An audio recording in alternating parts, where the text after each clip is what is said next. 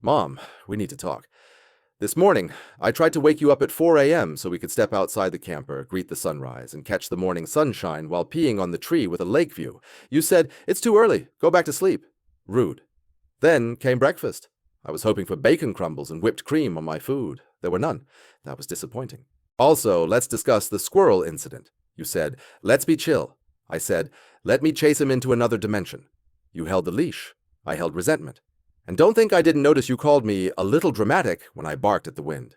The wind was suspicious. I was protecting us. You're welcome. Lastly, the camper. Last night you snored loudly. I tried to meditate. You sounded like a blender full of gravel. I'm filing a formal complaint with the Forest Council. Anyway, I love you. But next time, bacon and whipped cream. And please, less snoring. Also, let me handle the squirrels. I'm a professional.